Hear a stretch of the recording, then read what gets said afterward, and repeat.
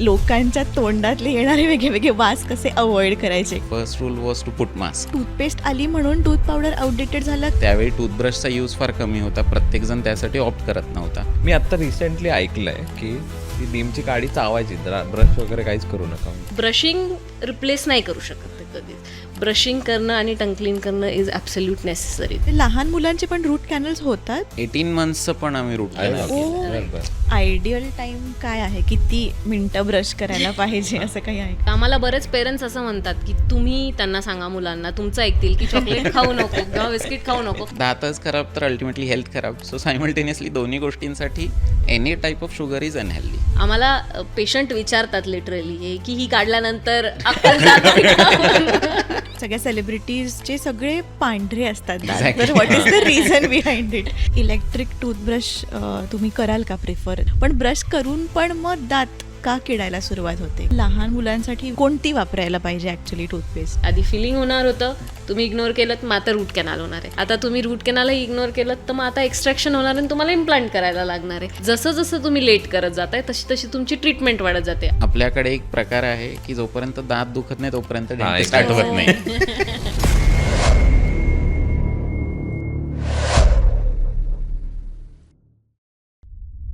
Okay, so सर्वात आधी मला एक असं क्युरिओसिटी आहे की जेव्हा तुम्ही शिकलात, म्हणजे जेव्हा कॉलेजमध्ये होतात आणि तुम्हाला डेंटिस्टचं एज्युकेशन सुरू होतं, तेव्हा असं काही स्पेशल ट्रेनिंग दिलं गेलं का की लोकांच्या तोंडातले येणारे वेगळे वास कसे अवॉइड करायचे? कारण आय थिंक खूप वेगळे पेशंट्स आणि आय थिंक बरेच वेगळे स्मेल पण तुम्हाला येत असतील. तर how do you deal with that? असं पण काही ट्रेनिंग दिलं जातं का? ट्रेनिंग ॲज सच नाही, बट जेव्हा आम्ही डेंटिस्ट्रीत गेलो तर first rule was to put mask. त्याशिवाय we were not allowed to enter into the clinic किंवा जो पेशंट्सचा प्रिमायसेस असायचा तिथे. आणि ऑफकोर्स म्हणजे हा क्वेश्चन आम्हालाही ज्यावेळी आम्ही डेंटिस्ट्रीत गेलो तर यायचा की how we are going to deal with it, किंवा बाकी सगळ्या गोष्टींचंही सेमच आहे. म्हणजे खूप आधी टूथ पावडर असायच्या आणि मग हळूहळू टूथपेस्ट यायला लागले, तर मग टूथपेस्ट आली म्हणून टूथ पावडर आउटडेटेड झालं की नाही? खरंच सायंटिफिकली टूथपेस्टमध्ये काही इम्प्रूव्हमेंट्स झाले? तसा विचार करायला गेलं तर ऑफकोर्स म्हणजे टूथ पावडरमध्ये देअर वेर अब्रेसिव्स जे दात घासण्यासाठी किंवा दात क्लीन करण्यासाठी जे यूज केले जायचे. टूथ पावडर होती because toothbrush was not in to that thing. त्यावेळी टूथब्रशचा यूज फार कमी होता, प्रत्येकजण त्यासाठी ऑप्ट करत नव्हता. टूथपेस्ट आली, त्याच्यातले ॲब्रेसिव्हची साईज कमी झाली, त्याच्यामुळे दातांवरती जे घर्षण व्हायचं ते कमी झालं. आणि अल्टिमेटली बाकीही इन्ग्रेडियंट्स वाढले, जसं फ्लोराईड वाढलं. बाकी सगळ्या ज्या दाताला गरजेच्या गोष्टी आहेत त्या सगळ्या आपल्याला टूथपेस्टमध्ये ॲड ऑन झाल्या. ओके, पण बेसिक मला ॲब्रेसिव्हचं मिनिंग नाही माहिती. हार्श पार्टिकल्स पावडर फॉर्ममध्ये जे हार्श पार्टिकल्स असायचे त्याच्यामुळे दातांचे जे इनॅमलचा वरचा लेअर जो असतो इनॅमल, त्याला म्हणजे तो इनॅमलचा लेअर खराब व्हायचा आणि त्याच्यामुळे त्याला आपण ॲब्रेसिव्ह म्हणतो की जे हार्श पार्टिकल्स असतात. म्हणजे दॅट लीड्स टू मला ते आठवते की लोक कोळशाने वगैरे पण घासायचे. येस, राख वगैरे राख आणि कोळशाने घासायचे. त्याच्याने खराबच होत असतील ऑफकोर्स. म्हणजे दातांवरती एकतर स्टेन्स येणार आहेत जे दाताला काळा करतात. ऑफकोर्स म्हणजे आता काही लोक मिश्री यूज करतात. It is kind of same thing. So basically दातासाठी ते हेल्दी नव्हतं. आणि बट अगेन त्याच्या काही हेल्दी प्रॉपर्टीज होते, जसं कोळशात कॅल्शियम आहे किंवा जी राख असते त्याच्यात कॅल्शियम आहे, जे की दाताला एक प्रिव्हेंटिव्ह लेअर करायला मदत करतात. आता काही कंपनीजने ते परत इन्ग्रेडियंट म्हणून ऍड केलं, चारकोल फ्लेवर आला. So we are again going to त्याच एरामध्ये जातोय की परत जुन्या गोष्टी ऍड ऑन व्हायला लागल्या. पण ती राख आहे ना शेवटी, इट इज बर्न्ड. ते जर गुड पार्टिकल गेलं तर of course it is not good ना. येस येस येस, ते तर होतंच. म्हणजे जुन्या काळातल्या ज्या प्रॅक्टिसेस होत्या ओरल हायजीन मेंटेनन्सच्या किंवा दातांना स्वच्छ ठेवण्याच्या, त्या काही प्रमाणात चांगल्याही होत्या, हेल्दी होत्या. जसं की आपण आता नीमची काडी यूज करतात बरेच सगळे लोक. सो त्यातल्या काही आयुर्वेदिक प्रॉपर्टीज आहेत ज्या दाताला, हिरड्यांना हेल्दी ठेवायच्या. बट अल्टिमेटली म्हणजे त्याला आपण रॉ फॉर्ममध्ये यूज करणं तेवढं चांगलं नाही आहे. मी आत्ता रिसेंटली ऐकलंय की ती नीमची काडी चावायची, ब्रश वगैरे काहीच करू नका, फक्त चावा म्हणे. ब्रश जे काय म्हणून ते सगळीकडे तिथंच येत असतं. सो ब्रश वगैरे करू नका, प्लास्टिक असतं ते चांगलं नसतं. ती नीमची काडी फक्त चावा म्हणे रोज. नाही, काय खरं नाही ऍक्च्युली आम्ही पण बघतो खूप इन्फ्लुएन्सर्स आहेत जे आता थोडी विलेज लाईफ वगैरे दाखवतात, तर ते दाखवतात की ते start their morning with that neem की काडी आणि एव्हरीथिंग. तर बट त्याने तेवढं क्लिनलीनेस नाही होत जेवढा आपल्याला आपली टूथब्रश, टूथपेस्ट आणि टंग क्लीनर ह्या सगळ्या गोष्टींनी होतो. ते आयुर्वेदिक इफेक्टसाठी it's fine, but brushing replace नाही करू शकत. ओके. ब्रशिंग करणं आणि टंग क्लीन करणं इज ॲब्सोल्यूट नेसेसरी. अजून जुन्या काळातले लोक असं सांगतात की नाही, ब्रश पेक्षा तुम्ही हातानेच करा, कारण मग तुमचे गम्स हे होतात, वीक होतात, हेरिड्यांना त्रास होतो असं. पण अल्टिमेटली जो तुमचा पॉइंट आहे की ब्रश आणि बोटाने, ऑफकोर्स तुम्ही बोटाने मसाज करू शकता तुमच्या गम्सला, दॅट इज हेल्दी, कारण की आपल्या गम्समध्ये ब्लड फ्लो होतो जो की दातांची हेल्थ किंवा रूट्सची हेल्थ जी आहे त्यांना मेंटेन करतोय. सो ब्रशिंग तुमच्या दातावरची प्लाक, म्हणजे जो काही एक स्मूथ लेअर असतो आपल्या दातावरती, मायक्रो ऑर्गॅनिझम्स किंवा जे काही आपण खातो त्यातले जे फूड पार्टिकल्स आहेत त्यांनी एक सॉफ्ट लेअर बनलेला असतो दातांवरती. तिथून आपल्या दातांना कॅव्हिटीज किंवा जे डिपॉझिशन्स साठतात दातांवरती त्याला सुरुवात होते. सो जे निघणार आहेत फक्त आपल्या ब्रशिंगने. ओके. सो दातांसाठी ब्रशिंग इज नेसेसिटी, त्याला काही बायपास नाही आहे. आणि बोटाने ऑफकोर्स तुम्ही गम्सला मसाज करणं इज अगेन गुड थिंग. आणि ब्रशचे जे ब्रिसल्स असतात ते तुमच्या 2 दातांच्या गॅपमध्ये व्यवस्थित जातात, बट तेवढं तुमचं बोट नाही जाऊ शकत प्रत्येक ठिकाणी जिथे जिथे ब्रश जातो. Right. So brushing is absolute necessary. मग ते आता नवीन पण ब्रश आलेत ना, ते इलेक्ट्रिक ब्रशेस, इलेक्ट्रिक आहेत आणि वुडन पण आलेत. राईट. की ते तुम्ही प्लास्टिक नका वापरू, मग ते पोटात जाते, म्हणून मग मग ते वुडन पण जाईल ना पोटात. नाही, one and only same thing. Exactly. ब्रिसल्सची लाईफ आहे, म्हणजे टूथब्रशची एक लाईफ आहे. प्रत्येक आपण कुठलीही एक्सटर्नल गोष्ट घेतोय तर त्याला काही ना काही, इवन आपण काही म्हणजे आपण काही फूड सबस्टन्स घेतला त्यालाही एक्सपायरी आहे. ब्रशला रिटर्न एक्सपायरी नाही आहे, but you should not use it more than 3 months. अच्छा. सो दॅट वे आपलं ब्रशिंग हेल्दी ठेवण्यासाठी टूथब्रश रिप्लेस करणं इज गरजेचं. आणि इलेक्ट्रिक टूथब्रश तुम्ही कराल का प्रिफर दॅन आपला आत्ता नॉर्मल? म्हणजे खरंच फरक पडतो एवढा इलेक्ट्रिक टूथब्रशनी? Toothbrush manual is always good, no doubt in that. Okay. इलेक्ट्रिकमध्ये काय आहे की त्यांनी मोशन सेट केलेत.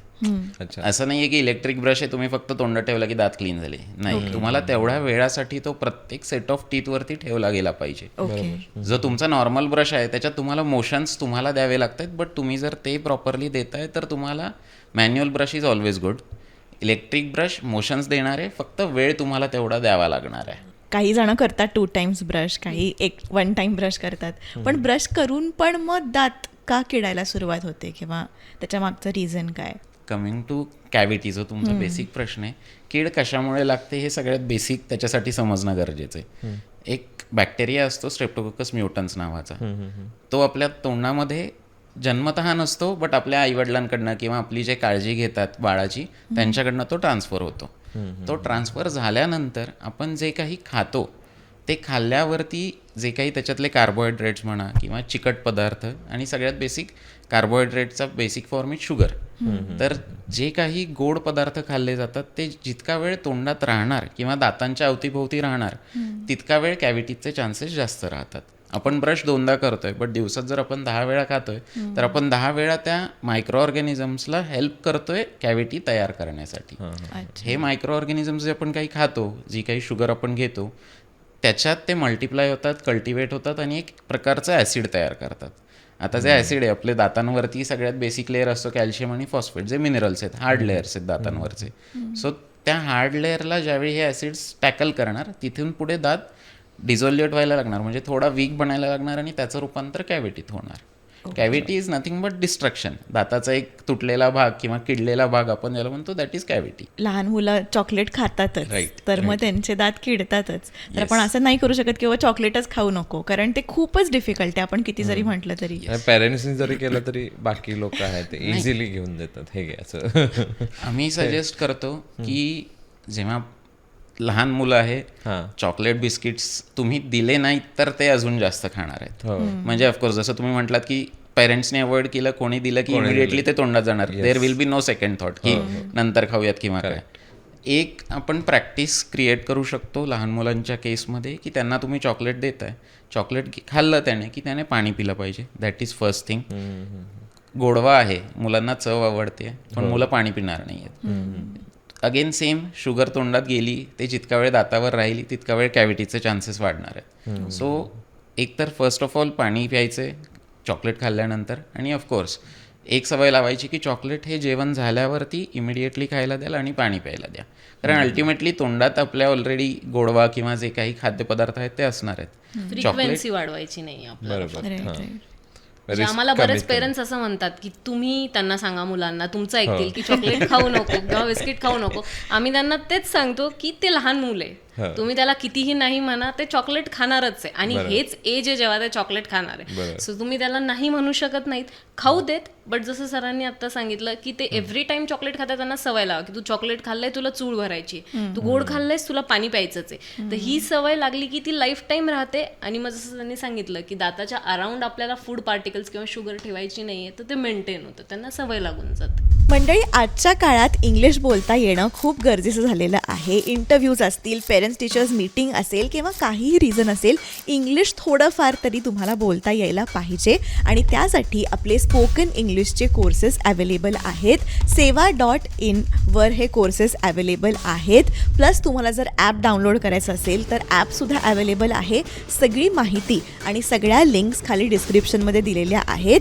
प्री रेकॉर्डेड व्हिडिओज आहेत, स्टेप बाय स्टेप शिकवलेलं आहे. प्रत्येक लेसन नंतर टेस्ट आहेत MCQच्या, जेणेकरून तुम्हाला कळेल की तुम्हाला किती समजलेलं आहे. बऱ्याच गोष्टी आहेत, PDF डाउनलोड करू शकता आणि खूप काही गोष्टी आहेत ॲपमध्ये. त्याच्यामुळे ॲप डाउनलोड करायला विसरू नका. सगळ्या लिंक्स खाली डिस्क्रिप्शनमध्ये दिलेल्या आहेत. म्हणजे ह्याला मला थोडंसं फोडायचं होतं ते म्हणजे ॲक्च्युली चॉकलेट नुसतं ओरिजिनल चॉकलेट इज हेल्दी, पण त्याच्यामध्ये जेव्हा शुगर आपण ॲड करतो तेव्हा इट बिकम्स व्हेरी हे.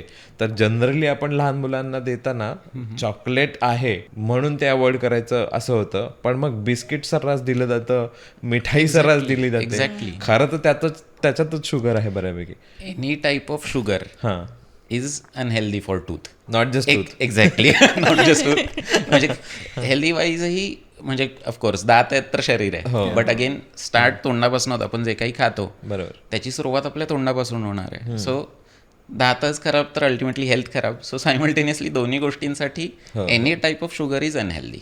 सो मग ती रॉ फॉर्म मध्ये द्या किंवा तुम्ही अडल्ट्रेट करून द्या, कशात मिक्स करून द्या. म्हणजे बिस्किटावर पण तेवढंच नियंत्रण पाहिजे. एक चॉकलेट दिलं आणि रोज सकाळी 2-4 बिस्किट खात असेल तर देयर इज नो पॉईंट. आम्ही खूप सगळे पेशंट्स बघतो ज्यांचं जेवण बिस्किट. हो, एक्झॅक्टली.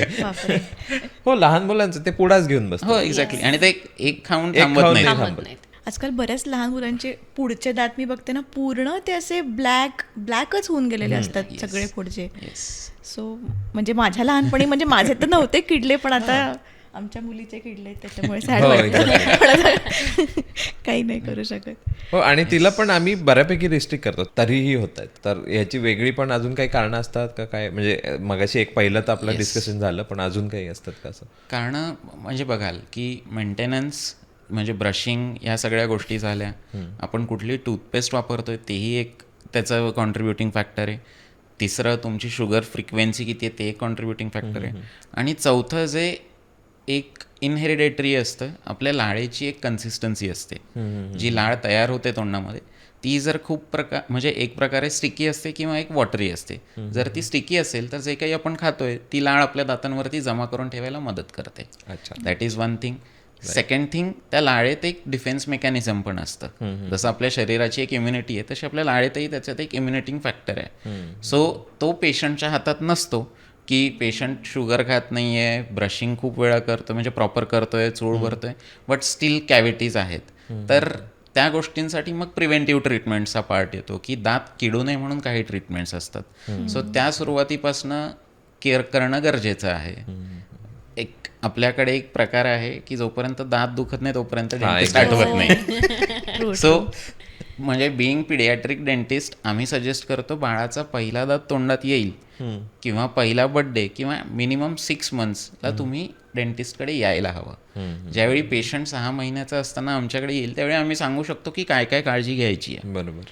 बट तिथे अजून चेंज होणं म्हणजे इंडियामध्ये एवढा awareness नाही, exactly. अबाउट डेंटिस्ट्री म्हणजे स्पेसिफिकली बघायला गेलो तर बिकॉज बाकी सगळ्या गोष्टींबाबत आपण प्रिव्हेंटिव्ह मेजर्स घेतो बट डेंटिस्ट्री बद्दल तेवढे आपल्याकडे अजून घेतले जात नाहीत की प्रिव्हेंटिव्ह ट्रीटमेंट.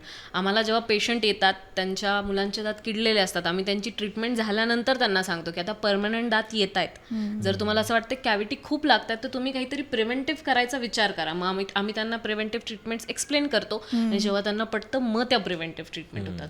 तर जसं सरांनी सांगितलं की जसं बाळाचा पहिला दात आल्यानंतर जर ते आम्हाला भेटायला आले आणि आम्ही त्यांना एक्सप्लेन केलं की तुम्ही प्रिव्हेंटिव्ह काय करू शकता, तर आपण ह्याच्या होणाऱ्या किडेची फ्रिक्वेन्सी मुलांमध्ये आता जे एवढे होत आहेत, जसं तुम्ही बोलला समोरचे सगळे दात ब्लॅक होतात, ते आपण खूप प्रमाणात थांबवू शकतो. राईट. नाही, मला वाटतं हेच माहिती नाही की लहान मुलांचे पण डेंटिस्ट असतात. म्हणजे मी जेव्हा फर्स्ट टाइम आलेले तुमच्या क्लिनिकमध्ये माझ्यासाठीच न्यू होतं की अच्छा असं पण असतं. छान सगळे ॲनिमल्सचे डिझाईन, म्हणजे लहान मुलांना घाबरणार पण नाही आणि इझिली. डेंटिस्ट्री, लहान मुलांची डेंटिस्ट्री म्हणजे त्याच्यात सायकोलॉजीचा फॅक्टर खूप मोठा काम करतो, चाइल्ड सायकोलॉजी. बिकॉज जसं आपण लहान होतो त्यावेळेस डेंटिस्ट होते त्यावेळेस एवढं नव्हतं की चाइल्ड सायकोलॉजी अँड एव्हरीथिंग. तर बऱ्याच लोकांचे फर्स्ट एक्सपिरियन्स खूप ट्रॉमॅटिक होते आणि एकदा पहिला एक्सपिरियन्स तुमचा ट्रॉमॅटिक झाला की तुम्हाला लाईफ टाईम भीती वाटत राहते की नाही माझा दात दुखणार आहे, मी डेंटिस्टकडे गेलो की. आता जर आम्ही मुलांचा पहिला एक्सपिरियन्स त्यांना आवडेल असा केला की एन्व्हायरमेंट क्लिनिकचं जे आहे, आम्ही त्यांच्याशी जे बोलतोय, त्यांना प्रत्येक गोष्ट समजावून सांगतोय की आता आपण असं करणार आहेत, आता आपण तुला मुंगीचं औषध देणार आहे, थोडंसं तुला टोचणार आहे, थोडासा तुला त्रास होणार आहे, पण तुझा दात बरा करायचा आहे ना. मग त्यांना जेव्हा आपण असं एक्सप्लेन करून सांगतो तेव्हा त्यांना ऑलरेडी माहिती असतं की बाबा थोडंसं मला दुखणार आहे. मग हे सगळं करून त्यांच्या सायकोलॉजीनुसार जाऊन आपण जेव्हा त्यांची पहिली भेट आमच्यासोबत छान ठेवतो तेव्हा ते पुढच्या वेळी यायला एक्सायटेड असतात. सो या सगळ्या गोष्टींकडे आम्हाला लक्ष द्यायला लागतं की कार्टून्स अँड ऑल टीव्ही या सगळ्या गोष्टींकडे थोडं आपण आता याचा आम्हाला म्हणजे प्रॉब्लेम असं झालाय की आम्ही सांगतो ना की तू ब्रश कर नाही तर डॉक्टरकडे घेऊन जावं लागेल. आता ती घाबरत नाही, ते म्हणते चल ओके नाही, बट व्हायस वर्सा आम्ही असेही पेशंट्स बघतो हु आर 30-35 इयर्स ऑफ एज, ज्यांचा लहानपणी एखादा दात काढलाय एखाद्या डेंटिस्टने आणि दॅट वॉज ट्रॉमॅटिक. त्यांना परत त्या चेअरवर बसणं ही ती सायकोलॉजी डेव्हलप होऊन जाते. बरोबर. सो म्हणजे असं वाटतं की नाही 14-15 वर्षापर्यंत फक्त ती सायकोलॉजी राहील, नाही ती लाईफ टाईम राहते आणि भीती जात नाही. पेशंट 3-4 वर्षांची मुलं छान बसून इंजेक्शन घेत असतात बट त्यांचे आई वडील भयंकर घाबरलेले असतात की त्याला त्रास होईल आणि छान बसून इंजेक्शन घेत असतात. कारण आमचाही अनुभव माझाही तसाच होतं. लहान असं काही इतकं छान वगैरे काही नव्हतं, एवढंच माहिती दात काढून घेतात आता तर. आणि ते असं सांगितलं ना दात निघणार तुझा, तिथे दात राहणारच नाही, मग तिथे असंच खड्डाच असणार, मग ते भीतीच आहे ती. असे कुठले आलेत का लहान मुलं किंवा दुसरे पण पेशंट्स की तुम्हाला वाटलं की अरे हे फारच म्हणजे नसते आले तर चाललं असतं, एकदम दंगा झालाय किंवा एकदम भन्नाटच केस होती काहीतरी वेगळी? नाही, असे किओटिक अनुभव तर खूप येतात. म्हणजे आता बिईंग पिडियाट्रिक डेंटिस्ट, लहान मुलांचा स्पेशलिस्ट म्हटल्यावरती लहान मुलं येणार. त्यांची सायकोलॉजी काही प्रमाणात आईवडिलांवरही डिपेंड करते की त्याला कसं नर्चर केलं गेलं, कसं मोठं केलं गेलं. सिंगल चाइल्ड असेल तर मुलं थोडीशी हट्टी असतात, म्हणजे त्यांना इतका इझिली ॲक्सेप्टन्स नसतो. सो म्हणजे त्यांना समजवून आम्ही सगळ्या गोष्टी ट्राय करत असतो बट काही प्रमाणात त्यांना त्या करायच्या नसतात. बरोबर. सो असे बरेचदा अनुभव येतात. ट्रीटमेंट म्हणजे जनरल फिजिशियन किंवा बाकी डॉक्टरांची ट्रीटमेंट 5 मिनिटाची असते. फॉर एक्झाम्पल तुम्ही जर पिडियाट्रिशियनकडे घेऊन गेलात एखादं वॅक्सिन द्यायचं किंवा काय, तर त्यांचं 5 मिनिटाचं काम आहे. बट आम्हाला जर रूट कॅनल करायचं आहे तर त्याला अर्धा-पाऊण तास लागणार आहे. सो त्याच्यासाठी त्यांचं समजणं, त्यांचं ट्रीटमेंट ॲक्सेप्ट करणं खूप महत्त्वाचं पडतं. आणि त्याच्यात काही पार्टपर्यंत तिथे पेरेंट्स जे घेऊन येत आहेत त्यांचाही पार्ट खूप महत्त्वाचा आहे. कारण की त्यांना एक कॉन्फिडन्स असला पाहिजे की डॉक्टर जे करणार आहेत ते चांगलं आहे. सो काही पेरेंट्स तिथे रिलक्टंट असतात, नाही नको माझ्या मुलाला त्रास नको, बट मग त्या ठिकाणी आम्हालाही पर्याय नसतो. सगळेजण प्रोटेक्टिव्ह असतात आपल्या छोट्या मुलांबद्दल. बट जेव्हा तुम्ही डेंटिस्टकडे घेऊन येताय तेव्हा आम्ही काय एक्सपेक्ट करतो की तुम्ही 100% ट्रस्ट करा आम्हाला की whatever we are going to do आम्ही तुमच्या मुलाच्या चांगल्यासाठीच करणार आहेत, दातांसाठीच करणार आहेत. सो तुम्ही तिथे आम्हाला ट्रस्ट करा. कधी कधी काय होतं, आमच्याकडे एक पार्ट असतो की जर मुलांच्या सायकोलॉजीमध्ये जर तो ऐकतच नसेल बिलकुल तर आम्हाला त्यांना एक कॉन्फिडन्स असतो मुलांना, माझे आई वडील इथे बसलेत, सो हे मला काहीच करू शकत नाही, मी रडलो की मला घरी घेऊन जाणार आहेत माझे आई वडील. सो एक पार्ट असतो सेपरेशनचा, की आम्ही पेरेंट्सला सांगतो तुम्ही फक्त बाहेर जाऊन बसा. एकदा ते पेरेंट्स बाहेर जाऊन बसले की मुलाचा तो कॉन्फिडन्स खाली येतो की आता मला ह्यांचं ऐकायला लागणार आहेत, माझे आई वडील नाहीयेत. तर कधी कधी पेरेंट्सचं काय होतं की ते त्या पार्टवर ट्रस्ट करायला रेडी होत नाहीत. त्यांना असं वाटतं की नाही, आम्ही बाहेर जाऊन नाही बसणार, आमच्या मुलाला सोडून नाही बसणार. तर मग अशा पार्टमध्ये मुलांचा कॉन्फिडन्स अजून बिल्ड होतो आणि मग ते अजून रिलक्टंट होतात की मी नाहीच करणार ट्रीटमेंट. सो पेरेंट्सचा खूप मोठा पार्ट आहे ह्या गोष्टीमध्ये. मुलं आधीपासून घाबरलेली असतात, कारण जनरली पेरेंट्स भीती दाखवतात, तुला दातांच्या डॉक्टरकडे घेऊन जाईल ना, ते दात काढतील तुझा, मग तुला दुखी इंजेक्शन देणार, या सगळ्या गोष्टी सांगितल्या जातात आणि मग मुलं घरूनच घाबरून येतात. ती घाबरून आली की मग त्यांना टॅकल करणं थोडं जास्त difficult. खूप केऑटिक होतं. कधी कधी काही मुलं असतात ज्यांना दुखत नसतं, बट ते इतके अप्रेन्सिव्ह असतात की मी करणारच नाही, म्हणजे डिरेक्ट चेअरवर उठूनच बसतील, चेअरच्या खालीच उतरतील. मग अशा वेळी आम्हालाही बाकी मेजर्स घ्यायला लागतात, कधी हात पकडायला लागतो, कधी आवाज वाढवायला लागतो त्याच्यावर, कारण काही ट्रीटमेंट्स ऍब्सोल्यूट नेसेसरी असतात, त्या केल्याशिवाय आपल्याला पर्याय नसतो. सो जेव्हा आम्हाला पेरेंट्स ट्रस्ट करतात तेव्हा आम्हाला मुलांसोबत थोडं स्ट्रिक्ट व्हायला लागतं की आता आपल्याला हे करायचंय, तुला आमचं ऐकायचं, आम्ही काय तुला सोडणार नाही ट्रीटमेंट. सो केऑटिक असे आम्हाला एक्सपिरियन्सेस खूप येतात डेली बेसिसवर, नॉट ओनली फ्रॉम चिल्ड्रेन, ॲडल्ट्सचेही येतात. फक्त ॲडल्ट्स खुर्चीच्या खाली खुर्चीच्या खाली येत नाही बसून, पण तेवढ्या थोड्या टाइमसाठी ह्युमन नेचर आम्हालाही थोडं इरिटेट होतं की आम्ही काहीतरी एक्सप्लेन करतोय and you are not trying to understand. तर तेवढ्या मोमेंटसाठी असं वाटतं, but this is what our profession is, medical profession, we have to be very patient. असं आम्हाला तेवढ्या मोमेंटसाठी इरिटेट झालंय, असं खूपदा झालंय, बट असं आम्हाला जनरली वाटत नाही की ह्या पेशंट मला आमच्याकडे घेऊनच नाही, असं तर आम्हाला नाही वाटत. Right right. आणि म्हणजे लहान मुलांचे पण रूट कॅनल्स होतात, म्हणजे लोएस्ट म्हणजे यंगेस्ट कोण आहे तुमच्याकडे आलेलं केसेस? 3 year old, 18 monthsचं पण आम्ही रूट कॅनल. पहिला दात तोंडात येतोय पेशंटच्या अराउंड 6 to 8 months. आता 1 वर्षाचं झालं बाळ की ते खेळायला लागतं, पळायला लागतं, बऱ्याचदा धडपड होते, सोफ्यावरून पडलं, बेडवरून पडलं, आणि अशा केसेसमध्ये दात जर तुटला तर कुठेतरी दाताची नस, ज्याला आपण पल्प म्हणतो, ते एक्सपोज होतं. ते एक्सपोज झालं की बाळाला फिडिंग करायला, काही पण खायला, त्याला काहीही इजा किंवा त्याला काहीही इरिटेशन झालं की पेन सुरू होतं. सो 18 monthsचं एक बेबी आलेलं ज्याचे समोरचे दोन्ही दात तुटलेले, सोफ्यावरून पडलं आणि समोरचे दोन्ही मधले दात जे सगळ्यात पहिले आलेले असतात ते तुटले, आणि मग फिडिंग करताना किंवा चमच्याने दूध पाजताना पेशंटला त्रास होत होता.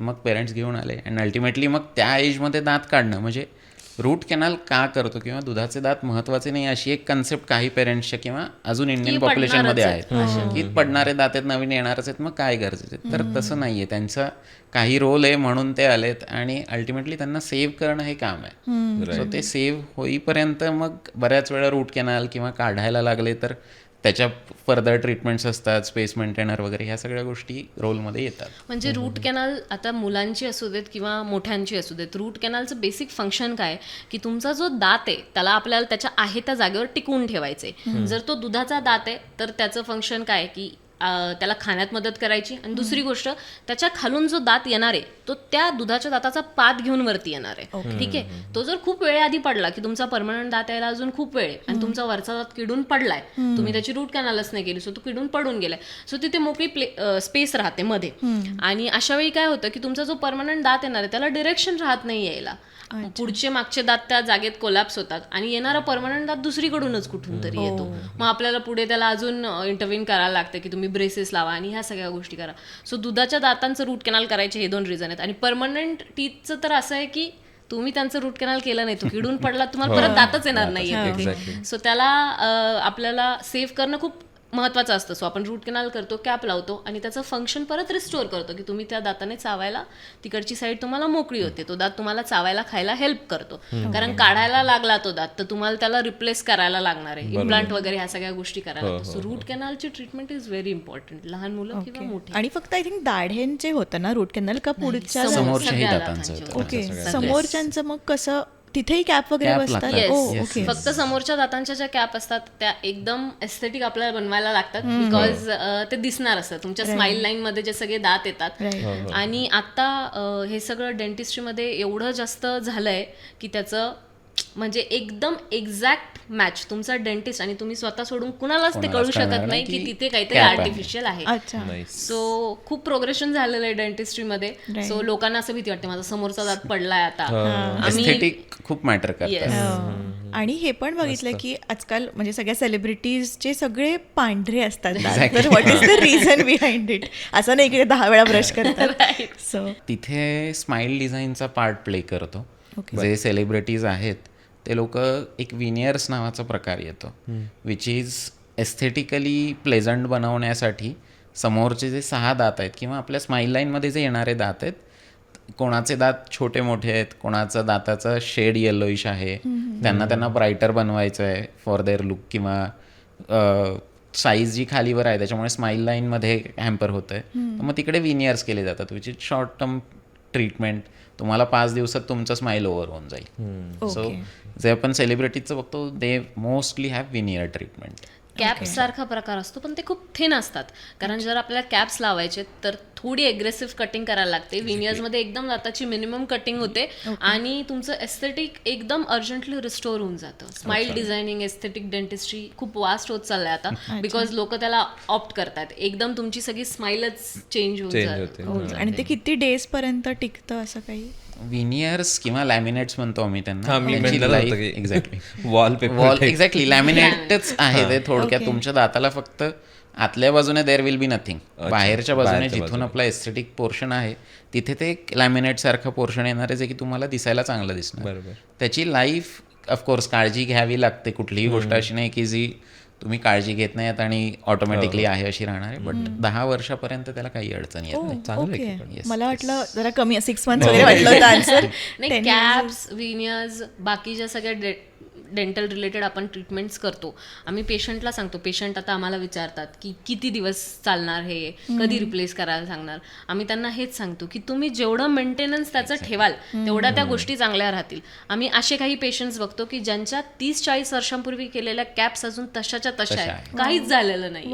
मेंटेनन्स, कॅपच्या खाली काही अडकत नाहीये, तुम्ही वेळोवेळी डेंटिस्टला व्हिजिट करताय, मग डेंटिस्ट तुम्हाला सांगतात की ओके तुमच्या ह्या कॅपच्या खाली काहीतरी अडकतंय, तुम्हाला रिप्लेस करायला लागणार. ओके, इन्फेक्शन झालं ह्या रूट कॅनल केलेल्या दाताला पण, तर मग तुम्हाला परत एकदा याला काहीतरी इंटरव्हीन करायला लागणार, आपल्याला ह्याचं पुढचं काहीतरी बघायला लागणार. सो असं तुम्ही जर डेंटिस्टकडे फ्रिक्वेंट व्हिजिट ठेवल्या तर आम्हाला आपण त्यांना सांगता येतं.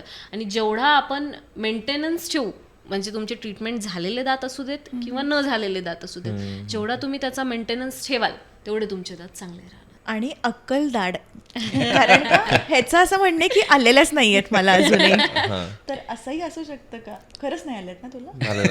मला तर लेट आलेलं काही असं जाणवलेलं नाही. दुसरी गोष्ट, त्यांना जागा मिळत नाही, सो त्या असू शकतं बोनमध्येच आहेत ज्या बाहेर आलेल्या नाही आहेत. अच्छा. सो अक्कलदाढ हा तसा बघायला गेलं तर फार मोठा टॉपिक आहे. ओके. यायचं वय असतं 18 ते 25. म्हणून आपण त्याला अक्कलदाढ म्हणतो, की जेव्हा जनरली असं म्हणतात जुनी लोक, जेव्हा तुम्हाला अक्कल यायची तेव्हा ती दाढ यायची, म्हणून तिला अक्कलदाढ म्हणतात. आम्हाला पेशंट विचारतात लिटरली हे की ही काढल्यानंतर अक्कलदाढ, सो ती फक्त त्या एज मध्ये येते म्हणून तिला अक्कलदाढ म्हणतात. आता आपली जॉ साईज थोडी छोटी झालेली इव्होल्युशन मध्ये, सो तिला यायला तेवढी जागा राहिलेली नाहीये. सो खूप सगळ्या लोकांमध्ये त्यांना जागा नसल्यामुळे एकतर त्या गालाच्या साईडने येतात, आडव्या येतात किंवा मागच्या साईडने येतात, आणि मग त्या खूप प्रॉब्लेम कॉज करतात. त्यांचा पेन खूप जास्त होतो, आणि जेव्हा त्या वाकड्या तिकडे येतात आणि तिथे अन्न अडकून कीड लागते तेव्हा त्याचा पेन खूप एक्स्ट्रीम होतो. सो मग अशा वेळी आम्ही पेशंटला हेच सजेस्ट करतो की तुम्हाला जशी ती दुखेल तशी तुम्ही तुमची अक्कलदाढ काढून टाका. तुझेच होते ना? हो, म्हणजे तिन्ही काढले आहेत. म्हणजे खूपच वाकड्या तिकडे आणि खूप पेनफुल होत्या. तुम्ही कधी ऐकलं नसेल, म्हणजे आपल्या आजी आजोबांना कधी हा त्रास झालाय, अक्कलदाढ येते, कधी नाही झालं, कारण की त्या लोकांचं खाणं जे होतं ते रॉ फूड होतं. बरोबर. त्याच्यात खूप सगळे स्टार्च मटेरियल्स होते, ते कच्चं अन्न खायचे किंवा अनकुक्ड खायचे.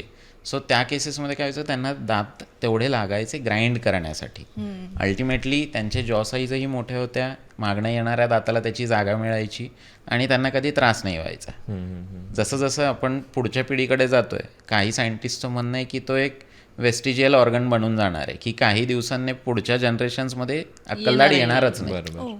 सो जशी माणसाचं इव्हॅल्युएशन झालं, आपण आधी माकड होतो, आपली शेपूट चालली गेली कारण काही काम नव्हतं.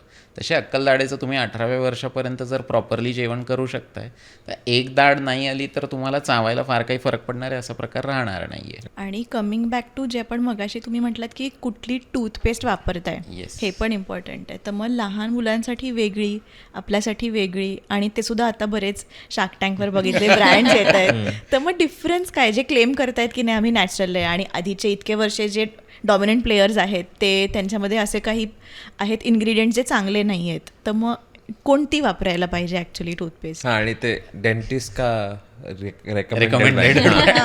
ती ऍड वाली. नाही, आता टूथपेस्टचे खूप सगळे व्हरायटीज आहेत आणि ऑफकोर्स म्हणजे अकॉर्डिंग टू इंडिव्हिज्युअल नीड आम्ही ती सजेस्ट करतो. एखाद्या पेशंटला सेन्सिटिव्हिटी आहे तर ती सेन्सिटिव्हिटी कमी होण्यासाठी आम्ही डिसेन्सिटायझिंग टूथपेस्ट सांगतो. लहान मुलांसाठी नवीन रेकमेंडेशन्स किंवा नवीन गाईडलाईन्सनुसार जे फ्लोराईड मी मगाशी म्हटलं, फ्लोराईड बरेच सगळे लोक म्हणतात की लहान मुलांना फ्लोरिडेटेड टूथपेस्ट नको, बट अल्टिमेटली दाताची पण नीड आहे. तुमच्या दाताला कुठेतरी कॅव्हिटीजला टॅकल करायचं आहे, सो ते टॅकल करायला फ्लोराईड गरजेचं आहे. नवीन रेकमेंडेशन सांगतात पहिला दात आला की तेव्हापासून तुम्ही फ्लोरिडेटेड टूथपेस्ट यूज करा लहान मुलांना. साईज मॅटर करते, टूथपेस्टची तुम्ही किती देताय. आणि कमिंग टू मग आपण कुठली वापरायला पाहिजे, असं काही हो, इन्ग्रेडियंट आणि आहेत? त्यातही मला इन्ग्रेडियंटवरून त्यात सगळ्या टूथपेस्टमध्ये शुगर आहे. येस, तर त्याचा फरक पण पडतो का? आणि म्हणजे मी एका फ्रेंडकडे, माझा UKचा फ्रेंड आहे, तर तो मला घेऊन आलेला त्या दिवशी दाखवता की ब्लॅक टूथपेस्ट आहे, आणि मग ॲक्च्युली ती अशी ते बघितलंय मी, ओपन केली, फुल ब्लॅक होती, आतमध्ये काळी अशी पेस्ट प्रॉपर. आणि टेस्ट केल्यावर is exactly the same Colgate जशी होती आपल्याकडे असते तशी, पण ते काय प्रकार, चारकोल फ्लेवर असू शकतो प्रोबॅबली जी ब्लॅक टूथपेस्ट कम्प्लीट ब्लॅक होती, म्हणजे Yes, लुक्स ब्लॅक कम्प्लिटली. अच्छा. आणि काहीतरी वेगळंच ब्रँड होतं ते बाहेरचं. ओके. नाही म्हणजे फ्लेवर तर खूप सगळे आहेत. हां, what we look for is fluoride, म्हणजे फ्लोरिडेटेड टूथपेस्टला पर्याय नाही आहे. ओके. कारण की that is the minimum which we give to tooth. ते सगळ्यात मिनिमम आपण जे रोज दाताला एक प्रिव्हेंट करण्यासाठी देऊ शकतो. सो फ्लोरिडेटेड टूथपेस्ट ऑफकोर्स त्याला पर्याय नाही. बाकी मग मी जसं म्हटलं की ब्लिडिंग गमसाठी वेगळी टूथपेस्ट येते. पण ऑफकोर्स आता जे नवीन आता ज्या डिसेन्सिटायझिंग टूथपेस्टच्या ॲड आपण TV वरती बघतो, आधी त्याच्यात फ्लोराईड इन्कॉर्पोरेटेड नव्हतं. अच्छा. लोकांना ती डेली यूज करायची सवय लागली आणि मग आता त्यांनी त्याच्यातही फ्लोराईड इन्कॉर्पोरेट केलं, कारण की त्याला पर्याय नाही. It is like double edge sword. त्याचे चांगले इफेक्ट्स आहे, वाईट पण चांगल्यांकडे आपण बघणं जास्त गरजेचं आहे. ते वाईट आहे म्हणून आपण काहीच नाही यूज केलं तर ऑफकोर्स त्याची काही टेस्ट असते का पर्टिक्युलर? फ्लोराईडची नाही. टेस्ट नाही. मग ते मला it is mineral kind kind of thing. एवढं म्हणजे विचार करण्याची त्यावर गरज नाही. नाही, मोर absolutely म्हणजे त्यात नाही. शुगर आणि मेंथॉल वरती जास्त विचार करण्याची गरज. फ्लेवरवरती जास्त विचार करणं गरजेचं. आणि सेन्सिटिव्हिटी कधी होते लोकांना दातामध्ये, आणि मग त्याच्यासाठी काय म्हणजे गार खाल्ल्यावर जे चमका वगैरे येतात, येस येस. ते कधीपासून होतात की त्याचं काही असं काही रिझन आहे का? रिझन म्हणजे आपण दाताचं जर स्ट्रक्चर बघितलं तर सगळ्यात बाहेर एनॅमल नावाचा लेअर असतो आपला. त्याच्या आतमध्ये असतं डेंटिन आणि त्याच्या आतमध्ये असते आपली दाताची नस, ज्याला पल्प म्हटलं जातं. गार खाल्ल्यावरती ज्यावेळी चमक येते किंवा सेन्सिटिव्हिटी होतीये, त्याचं रिझन काय आहे की तुमचा एनॅमल जो आहे तो एक थर्मल इन्सुलेटिंग लेअर आहे. तो तुम्हाला तो गार गोड गरम तुम्ही काही खाल्लं तरीही काहीच फरक पडणार नाही आहे. जसा तो लेअर वेअर ऑफ होणार आहे विथ यूज, किंवा काही लोकांना दात घासायची सवय असते एकमेकांवरती जे ग्राइंड केले जातात, तसं ग्राइंड करायची सवय असते, किंवा तुमचा दात किडला आहे तर किडल्यावरती एनॅमल तर ऑफकोर्स वेअर ऑफ होऊन गेलं, तुमचा आतला डेंटिन तोंडामध्ये एक्सपोज झालं, किंवा काही पेशंट्समध्ये आपल्या हिरड्याखाली घसरल्यात त्याच्यामुळे आपलं रूट ओपन झालं आहे तोंडामध्ये. अशा पेशंट्सना ज्यावेळी ते गार पाणी पितात किंवा गोड काही खातात किंवा गरम काही घेतात, पर्टिक्युलरली गार खाल्ल्यावरती दाताचे सेन्सेशन्स जास्त असतात, कारण की जे डेंटिनमध्ये जे एक कनेक्टिव्हिटी असते पल्पसोबत, तर गारचा सिग्नल खूप लवकर जातो. सो त्यामुळे गार खाल्ल्या पाणी पिलं किंवा आईस्क्रीम खाल्ली की एकदम ठणक लागते, 1-5 मिनटं खूप दुखतं आणि मग ऑटोमॅटिकली नॉर्मल होतं. ह्याच्यासाठी आपण इनामल जपतो, कारण इनामलचा जो लेअर आहे तो बिलकुल सेन्सिटिव्ह नाहीये. बट ज्या मोमेंटला तुमचं इनामल वेअर ऑफ होणार आहे आणि डेंटिन एक्सपोज होणार आहे त्या मोमेंटला तुमचे दात सेन्सिटिव्ह व्हायला लागणार आहेत. ओके. खूप कारणं असतात. काही लोकांना असं वाटतं की मी जर खूप वेळ ब्रशिंग केलं तर माझे दात जास्त क्लीन होतात, बट तुम्ही ते दातांना हार्म करतायत, कारण इनामलचा लेअर तुम्ही हे जर कंटिन्युअसली करताय तो वेअर ऑफ होणार आहे. आपल्याकडे असं आहे की हार्ड टूथब्रश वापरल्याशिवाय काही लोकांना असं वाटतच नाही की माझे दात क्लीन झाले. That is also not good. पूर्ण हिरड्या वगैरे सुजल्या पाहिजे. तुम्ही परत इनामलला हार्म करताय. काही लोकांना ऍसिडिटीचा प्रॉब्लेम असतो. सो आम्ही हेही बघतो की जेव्हा तुम्ही झोपता आणि ऍसिड तुमच्या ओरल कॅव्हिटीच्या अराउंड येतं झोपल्यानंतर, तेव्हा ही दात खूप वेअर ऑफ होतात. इनामल वेअर ऑफ झालं, तुमचं डेंटिन एक्सपोज झालं की तुमचा दात सेन्सिटिव्ह व्हायला चालूच होणार आहे. मग तुम्ही त्याच्यानंतर थंड, गरम, गोड, आंबट यातलं काहीही खाल्लं तर तुम्हाला सेन्सिटिव्हिटी होणार आहे. ओके. मग अशा केसेसमध्ये आम्ही सेन्सोडाईन किंवा सेन्सोफॉर्म अशा काही टूथपेस्ट वापरायला सांगतो ज्या सेन्सिटिव्ह दातांसाठी असतात. आणि वयोमानानुसार जेव्हा हिरड्या खाली घसरतात, सेम थिंग, तिथे इनामल नसतं मुळांवर, तोही लेअर खूप सेन्सिटिव्ह असतो. तर तिथेही काही या गोष्टींमधलं टच झालं, थंड, गरम, तर तुम्हाला सेन्सिटिव्हिटी होणारच. ओके. आणि आयडियल टाइम काय आहे, किती मिनिटं ब्रश करायला पाहिजे, असं काही आहे? 2 मिनिटाचा brush with proper motion is more than sufficient. Okay. म्हणजे बरेचसे लोक, जसं मॅम म्हटल्या की बरेचसे लोक आहेत अर्धा तास ब्रश करतात आणि मग आमच्याकडे आलं की माझ्या तोंडाचा वास येतोय किंवा माझ्या दातावरती लेअर का जमा राहतोय, मी इतकं घासतोय. तरीही म्हणजे ह्या जनरल कंप्लेंट्स येतात पेशंट्सच्या. ब्रशिंग 2 मिनिटं तुम्ही जर प्रॉपर करताय तर 2 मिनिटं इज मोर दॅन सफिशियंट. म्हणजे 2 ते 2.5 मिनिटं, त्याच्यापेक्षा जास्त करायची गरजही नाही आहे. जसं मॅम म्हटलं की सॉफ्ट ब्रिसल्सचा ब्रश इज अगेन सफिशियंट. तुम्ही ज्यावेळी दात घासताय तर घासताना तुमच्या दातांवरती फूड पार्टिकल्स जे आहेत ते सगळे स्मूथ लेअर असतो. सो तुमचे फक्त मोशन्स नीट असतील तर सॉफ्ट ब्रिसल्सनेही तुमचे दात खूप चांगले क्लीन होतात. ओके. तो लेअर फक्त जो सॉफ्ट असतो तो सॉफ्ट असताना रोजच्या रोज निघाला पाहिजे. जर तो निघाला नाही, ब्रशिंग तुम्ही प्रॉपर केलं नाही आणि तो लेअर निघाला नाही, तर तो हळूहळू हळूहळू हार्ड होत जातो आणि मग तो तुमच्या कुठल्याच ब्रशने निघू नाही शकत. तुम्हाला डेंटिस्टकडे जाऊन क्लिनिंग करून घ्यायला लागतं, त्याच्याशिवाय ते हार्ड लेअर्स निघत नाहीत. ओके. हे श्रीनीला सांगायला पाहिजे. जर 30 सेकंदात आमचं ब्रश झालेलं असतं एकदम फास्ट, सगळे फक्त कव्हर करायचं डिटेल झालं मग. आणि किती वेळा व्हिजिट केलं पाहिजे, म्हणजे वर्षातून एकदा तरी व्हिजिट करायला पाहिजे, इरिस्पेक्टिव्ह ऑफ दात दुखत असेल नसेल? जसं आय चेकअप होत असतं तसं आम्ही व्हॉट वी एक्सपेक्ट पेशंट्सकडनं की 6 महिन्यात एकदा तरी, जसा तुम्ही डायबिटीसचा डॉक्टर आहे. ओके. तर इफ यू सी फिजिशियन्स, म्हणजे नो ऑफेन्स, बट त्यांचा एक कोर्स ऑफ ड्युरेशन ठरलेला आहे औषधांचा according to your blood reports. तसं डेंटल ट्रीटमेंट्सही ठरलं आहेत अकॉर्डिंग टू युअर विजिट्स. जर बऱ्याच सगळ्या पेशंट्सचं एक कंप्लेन असते की डेंटिस्ट्री खूप महाग आहे. आम्ही म्हणतो महाग नाही आहे, फक्त जितक्या उशिरा तुम्ही येताय तेवढं ते महाग होत जातं. ती गोष्ट निग्लेक्ट करताय तेवढं तुमचं ट्रीटमेंट्स वाढतात. आता जी डेंटल कॅव्हिटी आहे तिचं हळूहळू प्रोग्रेस होते. दात खूप हार्ड आहे. तुमचा दात आज किडलेला नव्हता आणि महिनाभरात लगेच मोठा खड्डा पडला असं कधीच होऊ नाही शकत. दात किडायला खूप वेळ लागतो. जर तुम्ही 6 महिन्यांची व्हिजिट ठेवताय आमच्याकडे आणि आम्हाला दिसतंय की अरे ह्या दाताला थोडीशी कीड लागली, तर आपण ती कीड लगेच तेवढी काढून तिथे सिमेंट भरून तो ज्याचं जे प्रोग्रेशन आहे ते थांबू शकतो. बट तुम्हाला ती कीड दिसतीये, तुम्ही स्टील 2-3 वर्ष व्हिजिट केलं नाही, मग तो दात फिलिंगचा रूट कॅनलला जाणार. तरीही तुम्ही इग्नोर केला की मला अजून पेन होत नाही, तुमचं रूट कॅनलचं दात एक्स्ट्रॅक्शनला जाणार. मग जसं जसं तुम्ही लेट करत जाताय तशी तशी तुमची ट्रीटमेंट वाढत जाते. आधी फिलिंग होणार होतं, तुम्ही इग्नोर केलं, मग आता रूट कॅनल होणार आहे. आता तुम्ही रूट कॅनलही इग्नोर केलं तर मग आता एक्स्ट्रॅक्शन होणार आणि तुम्हाला इम्प्लांट करायला लागणार आहे. सो जसं जसं जेवढा तुम्ही जास्त नेग्लिजन्स तुमच्या ओरल हेल्थकडे देता तेवढं नंतरच्या ट्रीटमेंट्स तुम्हाला वाढत जातात. सो आम्ही पेशंट्सला सजेस्ट करतो की तुम्ही 6 मंथ्समध्ये एक व्हिजिट ठेवा.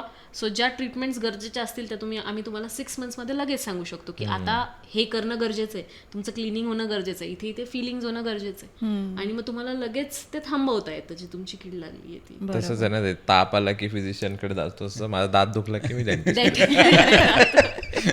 माझं बऱ्याच वर्षापूर्वी असं झालेलं की बाहेरून दिसत नव्हती कीड, पण मला एक दात दुखायचा आणि मग मी गेल्यावर कळलं की आत म्हणजे होती ती कीड पण बाहेरून विजिबल नव्हती.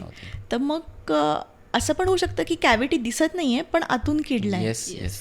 2 दातांच्या मध्ये आपले जे दात आहेत, मोठ्यांचे दात, ते एकदम टाईटली कॉन्टॅक्टेड असतात त्यांच्या दातांमध्ये. म्हणजे 90% पेशंट्समध्ये मी म्हणेल की गॅप्स नसतात दातांमध्ये. सो त्या गॅप्स जिथे नाही आहेत तिथे आपलं खाल्लेलं अन्नकण थोडेफार अडकतात. जिथे टाईट कॉन्टॅक्ट आहे, जिथे तुमचे ब्रिसल्स पोहोचत नाही आहेत, तिथे अडकून इनिशियल पिरियडमध्ये तिथे खूप छोटीशी कॅव्हिटी तयार होते. आणि त्याच्यानंतर आपण जे काही गोड खातोय किंवा जे काही नॉर्मल जेवणही खातोय, आता गोडच फक्त कॅव्हिटी करते असा प्रकार नाही आहे. जे मगाशी आपलं डिस्कशन होतं, कार्बोहायड्रेट, चपाती आपली कार्बोहायड्रेट आहे. ओके. सो जे काही आपल्या लाळेत मिसळतं आहे ती लाळ त्या छोट्याशा होलमधनं, which will be very minute, त्या होलमधनं आत जाते. वरतून तुम्हाला दात एकदम चांगला दिसतोय, कुठेच काहीच डिस्ट्रक्शन नाही, कुठेच काही तुटलेला नाही आहे. आणि ऑल ऑफ सडन काही वर्षांनी आतमध्ये ती कीड पोखरत जाते, आतमध्ये नर्वपर्यंत जाते.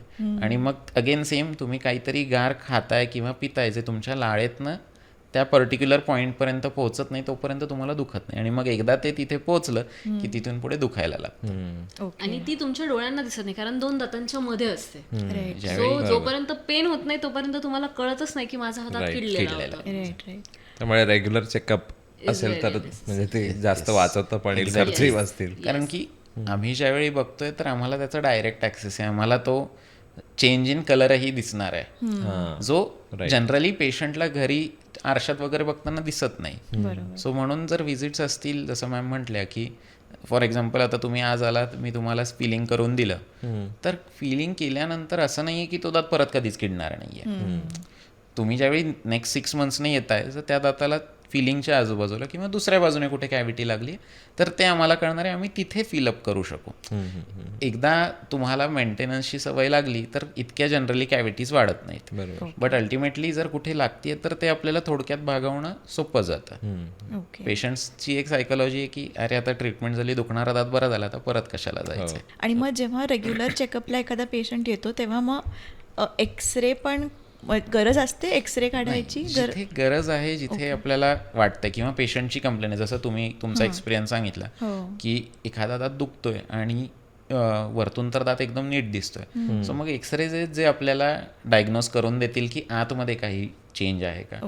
बऱ्याच सगळ्या पेशंट्सला दात दुखत असतो, दात कुठेच किडलेला नसतो, आम्ही एक्सरे घेतो, एक्सरेत कॅव्हिटी दिसत नाही, बट पेशंट कंप्लेंट करतात नाही माझा दात दुखतोच आहे. मग त्याच्या पुढे एक्सरेच्या पुढे दाताचा CBCT स्कॅन येतो, 3D स्कॅन. सो तो ॲडवाईस केला की कळतं की अरे बाबा कुठेतरी रूटला कुठेतरी फ्रॅक्चर लाईन आहे, त्याच्यामुळे दातावरती चावताना प्रेशर पडलं की पेशंटला दुखतंय. सो अशाही केसेस येतात. आपल्या खाण्यात खूप सगळ्या कडक गोष्टी आहेत. सो एखादी कडक गोष्ट, खडा दाताखाली आला, वरतून दात चांगला दिसतोय बट आतमध्ये कुठेतरी फ्रॅक्चर झालेला असतो. काही लोकांना खूप क्लेंचिंग करायची सवय असते की फोकस करून काहीतरी काम करताय किंवा झोपलेले, तर अशा वेळी दोन्ही दात म्हणजे वरचा आणि खालचा जॉ एकमेकांवर पकडून ठेवायची सवय असते. सो तो प्रेशर खूप जास्त असतो, तर त्याच्यामुळे दातांमध्ये खूप फ्रॅक्चर्स होतात. सो अशी ज्या लोकांना सवय असते त्यांना मी नाईट गार्ड ॲडवाईस करतो की तुम्ही झोपताना एक गार्ड येतं तुमच्या करण्यासाठी. तो क्लेंचिंगचा पार्ट जेवढा तुमच्या दातांवर इफेक्ट पडणार असतो तेवढा पडत नाही. वेगवेगळे गोष्टी आहेत. आणि मला उगाच गप्पा मारताना विचार येतो माझा कुठला मी पण विचार करते की आताच करून घ्यायला पाहिजे. पण actually I am jealous of him, कारण का गेलाच नाहीये, म्हणजे ह्याला काही प्रॉब्लेमच नाहीये. म्हणजे माझं जनरली होतं, खूप सगळ्या लोकांचे कधीच कुठलाच दात किडलेला नसतो. माझे पर्सनली एकही दात किडलेला नाहीये. मी कधीच नाही, म्हणजे त्याचं व्हायस वर्सा मी आहे. डेंटिस्ट्रीत जाण्यापूर्वी खूप सगळं गोड खाऊन झालेलं. अच्छा. माझं आधी दुधाचे दात होते त्यावेळेला रूट कॅनल एक झालं, पण ती दाढ पडून गेल्यानंतर ऍब्सोल्युटली ओके अजून तरी. टचवूड. त्यामुळे हा चिडवतो, हे माझे खर्च नाही तुझेच खर्च निघतात. ज्याला त्रास झालाय दातांचा त्यांनाच माहित आहे तो त्रास किती होतो. आणि ब्रेसेस लावायचं काही एज आहे, म्हणजे मोठ्या माणूस पण लावू शकतो ब्रेसेस? येस. एक कन्सेप्ट होती आधी की कॉलेजमध्ये गेल्यावरती ब्रेसेसचा विचार केला जायचा, बट अल्टिमेटली जितक्या लवकर ब्रेसेस केल्या जातील, लवकर इन द सेन्स खूप सगळे ॲडव्हान्सेस आलेत. आता 7 वर्षाच्या मुलांनाही इंटरसेप्टिव्ह ऑर्थोडॉन्टिक्स म्हणतो आम्ही त्याला, की वाढत्या वयात काही चेंजेस आपण करू शकतो, जे येणारे भविष्यातले जे कॉम्प्लिकेशन्स आहेत दातांसाठीचे ते आपण मिनिमाइज करू शकतो. म्हणजे आपल्या जबड्याची साईज जर छोटी आहे तर त्याला आपण ग्रो करू शकतो वाढत्या वयात. सो हे सगळे इंटरसेप्टिव्ह ऑर्थोडॉन्टिक्स आपण 7 ते 10 वर्षामध्ये करू शकतो. त्याच्यानंतर जो एक पार्ट येतो ब्रेसेसचा, तो आपण 12-13 वर्षाचा पेशंट झाला, एकदा दुधाचे दात पडून गेले आणि परमनंट दात आले की जितक्या लवकर आपण करू तितक्या लवकर दातांची मूवमेंट होते. सो यू कॅन कन्सिडर 12-13 वर्षापासून आपण करू शकतो. 50व्या वर्षी किंवा त्याच्यानंतरही काही म्हणजे दात जर एखाद्या पेशंटचा काढला आहे आणि त्याच्या पाठीमागचा दात तो मोकळ्या जागेत तिरका होऊन गेला, तर त्याच्यासाठीही ब्रेसेस कामी येतात. आधी मागचा दात सरळ करायचा, काढलेल्या दाताच्या जागी इम्प्लांट प्लेस करायचं आणि मग त्या दाताला रिप्लेस करायचं. सो ब्रेसेसचं तसं काही पर्टिक्युलर टायमिंग नाही आहे. ॲडल्ट्समध्येही ब्रेसेस केल्या जातात. आणि आताचे ते आलेले इनव्हिजिबल टूथसी सारखे तेवढ्याच इफेक्टिव्ह आहेत. येस आहेत. म्हणजे कंपनीज खूप वेगळ्या आहेत. हां एक्झॅक्ट, आम्हाला तीच माहिती. हां टीव्हीवरती ॲड येते. सो म्हणजे कंपनीवरतीही खूप सगळं डिपेंड करतं. वी कॅनॉट से पर्टिक्युलर एखादी कंपनी, बट खूप सगळ्या इंडियन ब्रँड्स आहेत, खूप सगळे इंटरनॅशनल ब्रँड्स आहेत. अलायनर्समध्ये एक गोष्ट असते की पेशंटवरती खूप सगळं डिपेंड करतं. अच्छा. कारण की दॅट इज रिमुवेबल पार्ट. हो बरोबर. किती वेळ काढणं घालणं हे पेशंटच्या हातात आहे. ब्रेसेसमध्ये ते कम्प्लिटली आमच्या हातात आहे. जोपर्यंत ब्रेसेस आहेत नाहीये तुम्ही काहीच करू शकत नाही त्याला. बट इनव्हिजिबल असेल तर तुम्हाला ते काढून क्लीन करून घालायचं असतं. पेशंटचा फॅक्टर त्यात खूप हे करतो, कॉन्ट्रीब्यूट करतो. बिकॉज काय होतं की खूप टाईमसाठी ते ट्रीटमेंट करत राहतात, बट ते जेवढा वेळ तुम्हाला घालायला सांगितलं तेवढं तुम्ही जर घालत नाही तर तुमची ट्रीटमेंट तेवढी फास्ट होणारच नाहीये. मग पेशंटला असं वाटतं की माझे दात सरळ का होत नाहीयेत. कारण आता आम्ही रिसेंटली आम्ही बघितलंय की एक ॲडल्ट पेशंट आहे, त्यांनी ती ट्रीटमेंट केली आहे इनव्हिजिबल ब्रेसेसची. आणि जी एक छोटी मुलगी आहे, how old she is? She is 8 years old. 8 years old. तिने न चुकता सिन्सिअरली घातलेत. 7 months झालेत, मोर दॅन इट. आता ऑलमोस्ट 9 महिने 9 महिने झाले. तिचे रिझल्ट इतके अमेझिंग आलेत. अमेझिंग. बिकॉज ती स्ट्रिक्टली घालतीये. म्हणजे तिचे पेरेंट्स पण ते पण आम्हाला सांगतात की अरे ही तर म्हणजे तिचं पूर्ण वेळ लक्ष असतं की मला घालायचंय, मला क्लीन करायचंय. बट त्याच वेळी एक ॲडल्ट पेशंट आमच्याकडे, त्यांनी टाळाटाळ केली. स्वतः सांगितलंय त्यांनी की माझ्याकडनं तेवढं घातलं जात नाही. त्यांना खूप वेळ झालाय, बट त्यांचे जे दात एवढे वाकडेही नव्हते, ते अजूनही सरळ झालेले नाही. सो तो फॅक्टर येतो इनव्हिजिबल मध्ये. मुलांसाठी खूप सगळे ॲडव्हान्सेस आणले, त्याला फॅन्सी बनवलंय, स्टिकर्स दिले. सो ज्यावेळी ते अलायनर तोंडात घालतायत तर दातावरती एक पर्टिक्युलर ॲनिमलचं स्टिकर आहे, फ्लावरचं स्टिकर आहे. सो मुलांना त्याच्याही एक थोडं क्रेज राहतं, मुलं फॉलोही करतात. बट अगेन तेच आहे की जेवढं तुम्ही घालाल त्याच्यावरती अलायनरचे रिझल्ट आहेत खूप चांगले आहेत. ब्रेसेसचं जे नॉर्मल ट्रेडिशनल ब्रेसेस ते तर आमच्या हातात आहे. तुम्ही पर मंथ व्हिजिट ठेवणार, मग ती वायर चेंज होणार, त्याच्यात आम्ही चेंजेस करणार. जोपर्यंत आम्ही काढत नाही तोपर्यंत तुमच्या त्या दातावर राहणारच आहे. तोपर्यंत कंटिन्युअस फोर्सेस ऍक्ट करतात. असं खूप टाइप्स आहेत ब्रेसेसचे. फक्त कम्फर्ट आणि ह्या सगळ्या गोष्टी डिफर करतात. अच्छा. सो ब्रेसेस मोस्टली ॲडवायझेबल आहेत जर कोणाला गॅरंटेड रिझल्टच हवेत तर. Otherwise you can go for. कसं असतं, आमचे ऑर्थोडॉन्टिस्ट जे आमच्याकडे येतात ते असं म्हणतात की तुम्हाला पुण्यातनं मुंबईला जायचंय, ठीक आहे, तुम्ही बसने जा किंवा तुम्ही एखाद्या लक्झरी कारमधनं जा, दोन्ही तुम्हाला मुंबईला पोहोचवणारच आहे. फरक कुठे येतो की तुम्ही जो वेळ त्यात इन्व्हेस्ट करताय, की तुम्हाला किती वेळ लागणार आहे, तुमचा कम्फर्ट कसा असणार आहे. सो ब्रेसेसचं तेच आहे, टाईप्स जेवढे आहेत तुम्हाला एंड रिझल्ट सेमच मिळणार आहे, बट तुम्हाला लागणारा टाइम आणि तुमचं जे कम्फर्ट आहे ह्या दोन गोष्टी फक्त डिफर करतात. माउथ वॉश खरंच गरजेचं आहे का, जे ऍड्स मध्ये आपण बघतो की ब्रश नंतर पण करायला पाहिजे? बघाल, ब्रशिंग दातां, जसं मॅमने सुरुवातीला सांगितलं की ब्रिसल्स जे आहेत ते 2 दातांच्या मध्ये जाऊन क्लीन करतायत. त्याची गरज ब्रशिंगची तर तुम्ही कधीच अवॉइड नाही करू शकत. माउथवॉशमध्ये अगेन खूप सगळे त्याच्यातही इन्ग्रेडियंट्स आहेत. फ्लोराईड किंवा एक क्लोरहेक्झिडिन नावाचं कंटेंट आहे, जे आपल्या गम्सच्या हेल्थसाठी गरजेचं आहे. अच्छा. म्हणजे गम्स हेल्थसाठी पण आहे, कॅव्हिटी रेझिस्टन्ससाठी पण आहे. सो माउथवॉश गरजेचे आहेत, बट त्याचा एक्सेस यूज नको आहे आपल्याला. सो जिथे गरज आहे, जिथे आपली लाळ किंवा जिथे पाण्याने क्लीन होणार आहेत, जसं तुम्हाला प्रॉब्लेम आलेला 2 दातांच्या मध्ये कीड लागलेली, सो तिथे क्लीन ठेवण्यासाठी mouthwash are necessary, no doubt in that.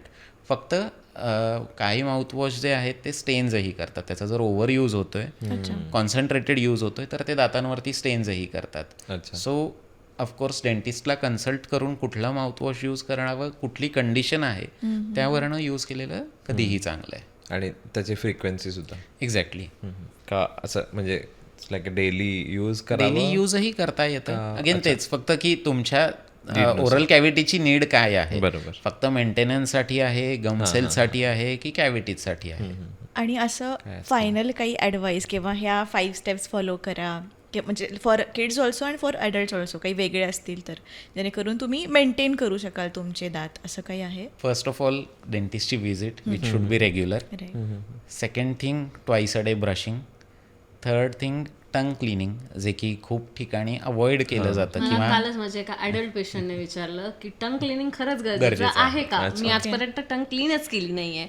So tongue cleaning is very necessary. Okay. खूप बॅक्टेरिया हार्बर होतात. आणि सेकंड थिंग, जो तुम्हालाही कधीतरी स्वतःला एक स्मेल येतो, सो जेव्हा टंग क्लीन होत नाही तेव्हा या सगळ्या गोष्टी येतात. आणि त्यांना सेम taste गोष्ट पण टू नसेल किड्स लागत. Kids also. Also. Kids yes also. Yes yes. लहानपणापासून तोंडाचा वास कधी येणार आहे की अन्नकण तोंडात राहिलेत, किडलेल्या दातात राहिलेत तर येणार आहे, किंवा तुमच्या जिभेवरती त्याचे पार्टिकल्स हार्बर होतात. Okay. So tongue cleaning with brushing हे नेसेसिटी आहे. फोर्थ, मी जसं सुरुवातीला म्हटलं की ब्रशिंग 2दा आहे, खाणं 10 वेळा आहे, तर खाल्ल्यानंतर चूळ भरणं सगळ्यात जास्त गरजेचं आहे, जे की तोंडातलं एन्व्हायरमेंट मॅक्सिमम क्लीन ठेवेल. ह्याच 4-5 गोष्टी आहेत ज्याचं जर फॉलो केलं गेलं तर दात कमीत कमी किडतील आणि आमची गरज कमीत कमी लागेल. बरोबर. डेंटिस्ट्रीकडे फक्त एक ट्रीटमेंट करायची आहे म्हणून न बघता आपल्याला काहीतरी प्रिव्हेन्शन करायचंय म्हणून पण डेंटिस्टला भेटू शकतो. हे जेव्हा एक थॉट प्रोसेस आपल्याकडे लोकांची होईल, अवेअरनेस हा येईल, तेव्हा ह्या ज्या गोष्टी आहेत, दात किडणं, दुखणं आणि पुढच्या सगळ्या गोष्टी, त्या बऱ्यापैकी कमी होतील. अवेअरनेस गरजेचं आहे. हळूहळू लोक खूप अवेअर होत आहेत त्यांच्या ओरल हेल्थच्या बाबतीत. सो तो जसं जसं अवेअरनेस वाढत जाईल तसं तसं ओरल कंडिशन्स ज्या आहेत तुमच्या त्या सगळ्या कमी होत जातील. Right right. मी एकदम म्हणजे एक सडन क्वेश्चन जो हिट होईल ना, की सारखं डेंटिस्टकडे जायचं म्हणजे सारखं त्यांना फी द्यावी लागेल, तर ते मला थोडं क्लिअर करायचं होतं. जर 2-3 वर्षांनी दात दुखल्यावर गेलं तर डायरेक्ट 8-1 हजारचा खर्च येईल. त्याच्याऐवजी जर 6 महिन्यांनी गेलं तर 500 रुपये इज गुड. एक्झॅक्टली. Exactly. म्हणजे मी माझ्या क्लिनिकमध्ये एक पोस्टर लावलंय, त्याच्यावरती मेन्शन्ड आहे, dentistry is not expensive, neglect is expensive. हां, करेक्ट. तुम्ही मला कन्सल्टेशन चार्जेस दिलेत तर तुमचा खर्च कमी आहे, प्रॉब्लेम छोटेच सांगणार आहे. तुम्ही जितक्या उशिरा माझ्याकडे येत आहे, जेवढा मोठा प्रॉब्लेम आहे तेवढा खर्च जास्त आहे. आमचा ॲज अ डेंटिस्ट अप्रोच कायम कन्झर्वेटिव्ह असणार आहे. आम्ही ॲज डेंटिस्ट तुमचा दात कायम वाचवायचाच बघणार आहे. प्रयत्न करणार. आम्हाला खूप वेळा पेशंट सांगतात नाही मला रूट कॅनल नाही करायचं, तुम्ही काढून टाका. बट आम्ही त्यांना खूप कन्व्हिन्स करतो की तुमच्या नॅचरल दाताला 100% काहीच रिप्लेस करणार नाही. त्याच्या क्लोज जाणाऱ्या गोष्टी आहेत, no doubt in that. Dentistry खूप पुढे गेली आहे आज, बट तुमच्या नॅचरल दातांना 100% काहीच रिप्लेस करत नाही. बरोबर. तर तुम्ही जोपर्यंत त्यांना वाचवू शकता तोपर्यंत त्यांना वाचवा. जेव्हा ऍब्सल्यूट नेसेसरी तेव्हा तर तुम्हाला दात काढायलाच लागणार आहे. बट दात वाचवणं इज व्हेरी इम्पॉर्टंट. जर तुमच्या तोंडामध्ये, आता आमचे खूप पेशंट आहेत ज्यांच्या काही दाढीच नाहीये दोन्ही साईडच्या, खाणं हॅम्पर होतंय. सो ते आम्हाला सांगतात माझं मागच्या काही वर्षामध्ये वजन खूप कमी झालंय, माझं वजनच वाढत नाही. तुमचं खाणंच प्रॉपर नाहीये कारण तुमचे दात नाहीयेत. सो ओरल हेल्थ, टीथ ह्या सगळ्या गोष्टी खूप इम्पॉर्टंट आहेत. आपल्याकडे फक्त अवेअरनेस येणं गरजेचं आहे. बऱ्याच नवीन गोष्टी कळल्या, माहिती नव्हत्या बऱ्याच. सो थँक्यू सो मच, तुमचं नॉलेज शेअर केलं. Thank you thank you so much for having us. Yes. Any time. Yes, thank you.